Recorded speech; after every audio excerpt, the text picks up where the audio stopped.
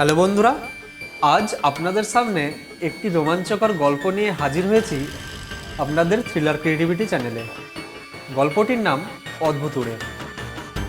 লেখক গল্পে রোমাঞ্চকর আবহাওয়া তৈরির জন্য কিছু কাল্পনিক চরিত্রের ব্যবহার করেছেন, যার সাথে বাস্তবের কোনো মিল নেই। কোনো রকম কুসংস্কার বা অযৌক্তিক ভিত্তিকে প্রশ্রয় দেওয়ার জন্য নয়। আমরা আশা করব থ্রিলার ক্রিয়েটিভিটির সমস্ত শ্রোতারাও সংস্কারমুক্ত হয়ে গল্প শোনার আনন্দেই গল্পটি গ্রহণ করবেন। শুরু হচ্ছে আজকের গল্প।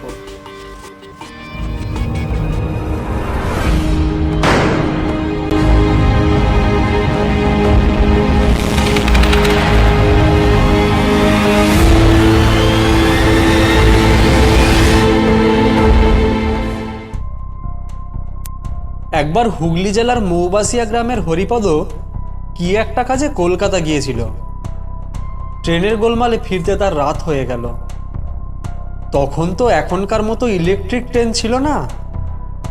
কয়লার ইঞ্জিন দেওয়া কাঠের বগি গাড়ি 2 ঘন্টার পথ 5 ঘন্টায় যেত। একে অবেলার ট্রেন, তার উপর ইঞ্জিনটা কামারকুণ্ডুতে বিগড়ে যাওয়ায় নতুন ইঞ্জিন জুড়ে ট্রেনটা যখন গুরব স্টেশনে এলো তখন রাত্রি 10টা। যাই হোক, হরিপদ যখন ট্রেন থেকে নামলো তখন গরুর গাড়ি বা পালকি কিছুই নেই। অগত্যা স্টেশনে রাত কাটিয়ে দেবে ঠিক করে প্ল্যাটফর্মে কাঠের বেঞ্চিতে আরাম করে বসলো। ট্রেন থেকে আরো 2-4 জন যাত্রী নামলো, তবে তারা সব কাছাকাছি থাকে, বীরপুর, কোটালপুর, বালিদহ এইসব গ্রামে। তাই তারা যে যার পায়ে হেঁটেই চলে গেল। গেল না শুধু হরিপদ এবং এক বৃদ্ধ। বৃদ্ধ হরিপদর কাছে এসে বললেন, তা আপনি কোন গ্রামে থাকেন ভাই? হরিপদ বলল, আমি থাকি মৌবেশেই, তা এখান থেকে 4-5 মাইল দূর। আর আপনি? আমি এখানে থাকি না, আমার মেয়ের বাড়ি চোপাই, সেখানেই যাব বলে এসেছিলাম, কিন্তু কপালের ফের। চোপা নাম শুনেই উৎসুক হয়ে হরিপদ বলল, চোপা? ও তো আমাদের পাশের গ্রাম। ও গ্রামে কোথায় আপনার মেয়ের বাড়ি? আর বা জামাইয়েরই নাম কি? তুমি কি চিনবে?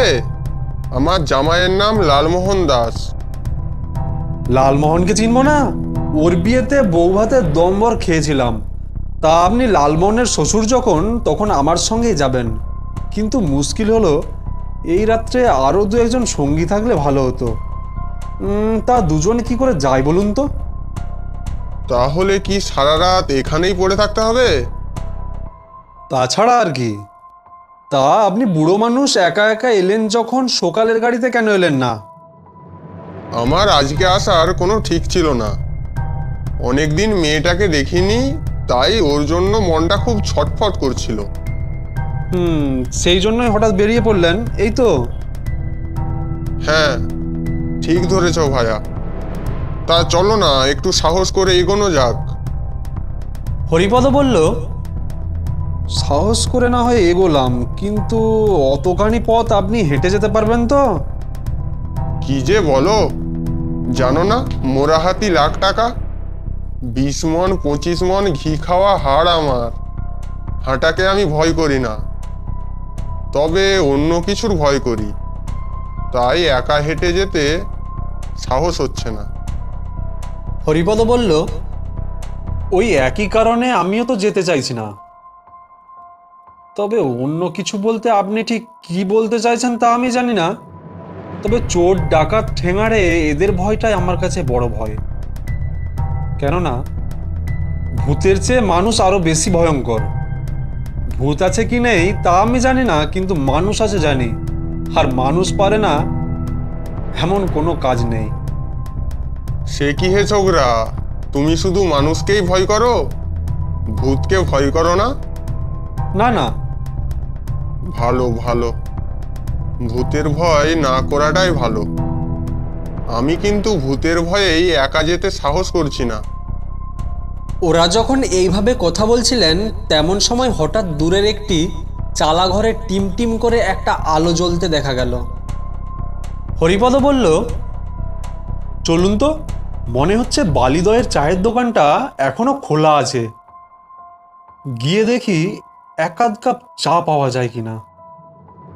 এই বলে বৃদ্ধকে সঙ্গে নিয়ে হরিপদ দোকানের দিকে এগিয়ে চলল, কিন্তু বিধিবাম।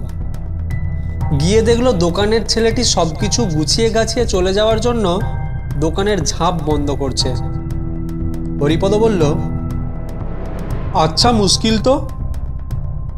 সারা রাত পড়ে থাকতে হবে এখানে, অথচ একটু চাও পাওয়া যাবে না? শোনো ভাই, যা বলি, যা আছে কপালে, হাঁটতে তো শুরু করি। হাঁটতে আমি পিছু পাও নই, তবে আপনি তো জানেন না এখানকার ব্যাপার স্যাপার। ওই ঘিয়ারপুল জায়গাটা মোটেই ভালো নয়। এখানকার নামকরা ঠেঙাড়েদের আড্ডা ওখানে। হোক, কথা না বলে চুপি চুপি হাঁটা শুরু করি, চলো। চলুন তবে। বলে আর কোনো রকম কথাবার্তা না বলে সেই অন্ধকারে নিঃশব্দে বৃদ্ধকে নিয়ে হাঁটা শুরু করলো হরিপদ। বৃদ্ধ সত্যি হাঁটতে পারেন, এই বয়সেও বেশ শক্ত সামর্থ্য ও কর্মঠ। হাঁটতে যেন একটুও ক্লান্তি নেই। মাঝে মাঝে হাঁটাতে তিনি হরিপদকেও ছাড়িয়ে যান। এইভাবে হেঁটে হেঁটে কত পথ যে গেছেন দুজনের তা খেয়াল নেই। হঠাৎ স্টেশনের দিক থেকে একটা মোটরের জোরালো আলো এসে ওদের গায়ে পড়ল। ওরা দুজনেই পথ ছেড়ে সরে দাঁড়ালো রাস্তার পাশে। দেখা গেল একটি হুড খোলা মোটর গাড়ি হর্ন বাজিয়ে তীর বেগে ছুটে আসছে ওদের দিকে। বৃদ্ধ বললেন, গাড়িটাকে কোনো রকমে থামানো যায় না? দেখো না একটু চেষ্টা করে। হরিপদ বলল, না না, দিনকাল তো খারাপ। ইচ্ছে থাকলেও ভয়ে কেউ গাড়ি থামাবে না। কার মনে কি আছে কে জানে। বলতে বলতে মোটরটা সজোরে এসে ব্রেক কষলো ওদের সামনে। প্রচণ্ড একটা ঝাঁকানি খেয়ে থমকে দাঁড়ালো গাড়িটা। গাড়ির ড্রাইভার ব্রেক কষেই ওদের দুজনের দিকে বড় বড় চোখ করে অবাক বিস্ময়ে চেয়ে রইল। গাড়ির পেছনের সিটে বেশ জাঁদরেল চেহারার একজন ভদ্রলোক বসেছিলেন। ওদের দেখে একটু গম্ভীর গলায় জিজ্ঞাসা করলেন, কে আপনারা? হরিপদ বলল, আজ্ঞে, আমরা কোনো মন্দ লোক নয়, নিরীহ পথচারী। ট্রেনের গোলমালের জন্য ফিরতে রাত হয়ে গেছে, তাই হেঁটে বাড়ি ফিরছি। ও, কোন গ্রামে যাবেন আপনারা? হরিপদ বলল, আমি যাব মৌবাসিয়া, আর উনি যাবেন চোপাই। তাহলে আপনারা আমার গাড়িতে উঠে আসতে পারেন। আমি যাব মাহিন্দর, আপনার গ্রাম ছাড়িয়ে গ্রামের দিকে। হরিপদ এবং বৃদ্ধ দুজনেই ভদ্রলোককে ধন্যবাদ জানিয়ে গাড়িতে উঠল। ভদ্রলোকের চেহারায় আভিজাত্য আছে, দেখে বেশ গণ্যমান্য ব্যক্তি বলেই মনে হয়। হরিপদ বলল, আপনি কি মাহিন্দরে থাকেন? আমি কিন্তু এর আগে আপনাকে দেখিনি। ভদ্রলোক বললেন, আমি এখানকার লোকই নয় তো আমাকে দেখবেন কি করে? আমি থাকি চুচুড়াতে।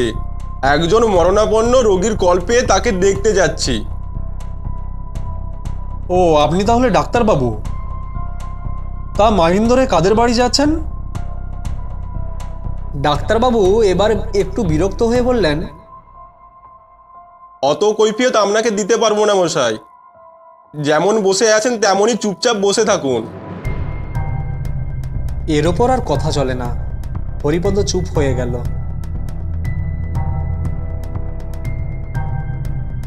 গাড়ি তখন ঝড়ের গতিতে ছুটছে, এত বেশি স্পিড যে মাঝে মাঝে মনে হচ্ছে এখনই বুঝি ছিটকে পড়ে যাবে রাস্তা থেকে।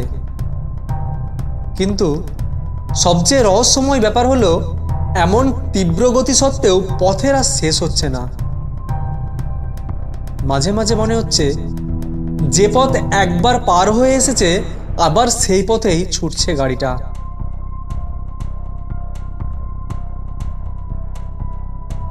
তাই না দেখে বৃদ্ধ একটু রাগত স্বরে বললেন,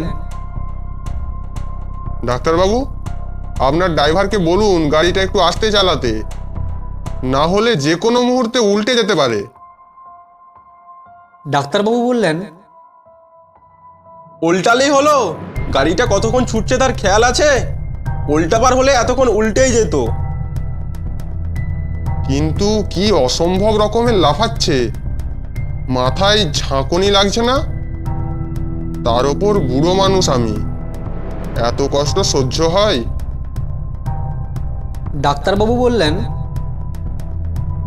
বুঝলাম, তবে একটু কষ্ট সহ্য করতে হবে বই কি, বহুদিনের পুরনো গাড়ি, তার ওপর একটিও চাকা নেই। রাস্তার ধারে ভাঙাচোরা অবস্থায় পড়েছিল বলে মাথার হুডটাকেও কারা যেন খুলে নিয়ে বেঁচে দিয়েছে। ইঞ্জিনও লোপাট, না আছে তেল না আছে জল। এই গাড়ি যে ছুটছে এইটাই আশ্চর্যের ব্যাপার নয় কি? আমার ড্রাইভার খুব পাকা, তাই না হলে।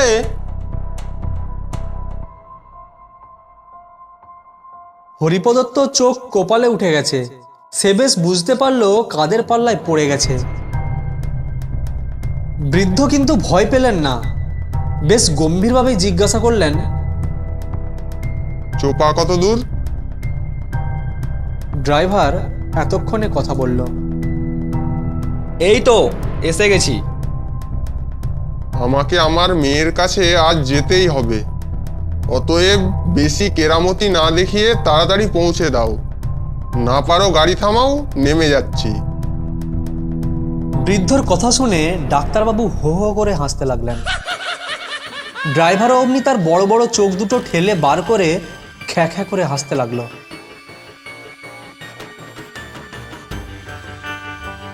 হরিপদর হাত পা কাঁপছে তখন। বৃদ্ধ বললেন, ভয় নেই, আমার ওপর ভরসা রাখো, আমি ব্যবস্থা করছি। বলেই ড্রাইভারকে বললেন, এই ড্রাইভার, গাড়ি থামাও, আমরা নেমে যাব। ডাক্তারবাবু হাসতে হাসতে বললেন, এই গাড়ি থামতে জানে না মশাই, ভোর না হওয়া পর্যন্ত এই গাড়ি থামবে না। বৃদ্ধ বললেন, থামতে জানে না যদি, তো আমাদের গাড়িতে ওঠাবার সময় এটা থেমেছিল কি করে?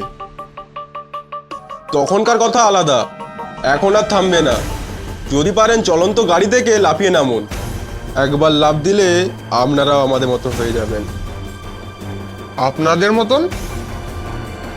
হ্যাঁ, দেখুন, একবার ভালো করে তাকিয়ে দেখুন, আমরা কিন্তু এখন আর আগের মতো নেই। সত্যি তো, ওরা আর আগের মতো নেই। হরিপদ তাকিয়ে দেখল ডাক্তারবাবু এবং ড্রাইভারের আসনে দুটো আস্ত কঙ্কাল বসে আছে।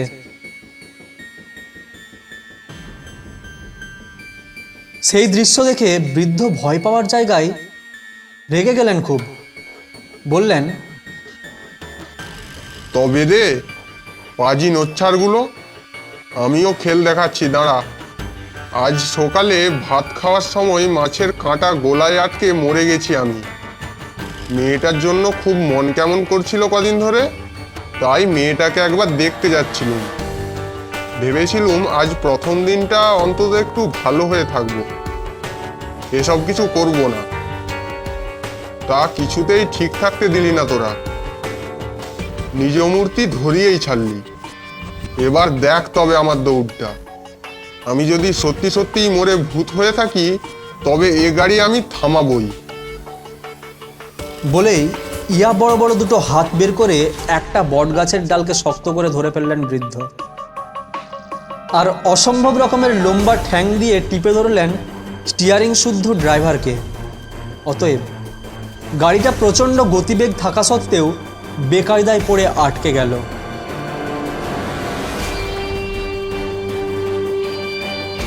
বৃদ্ধ ওই অবস্থায় চেঁচাতে লাগলেন,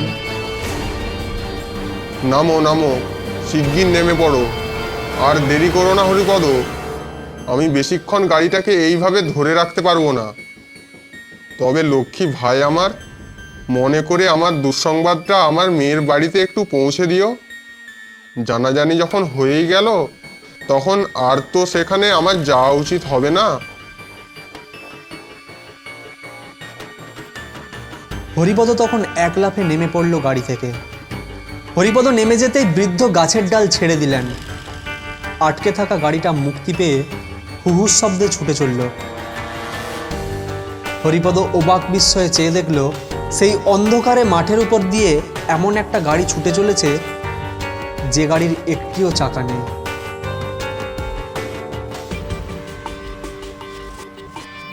যাই হোক, হরিপদ সেরাতে চোপাই ওর বন্ধু লালমোহনের বাড়িতে দুঃসংবাদটা পৌঁছে দিয়ে মৌবে সেই নিজ গ্রামে ফিরে এসেছিল। ভাগ্য ভালো যে গাড়িটা চোপার মোড়েই থেমে গিয়েছিল, না হলে কি হতো কে জানে। থ্রিলার ক্রিয়েটিভিটি চ্যানেলে এতক্ষণ শুনছিলেন অদ্ভুত উড়ে। গল্প পাঠে ও হরিপদর চরিত্রে আমি মৃন্ময়, বৃদ্ধ লোকের চরিত্রে অভি, ডাক্তারবাবুর চরিত্রে সঞ্জিত ও ড্রাইভারের চরিত্রে সুজয়। শেষ হলো আজকের গল্প।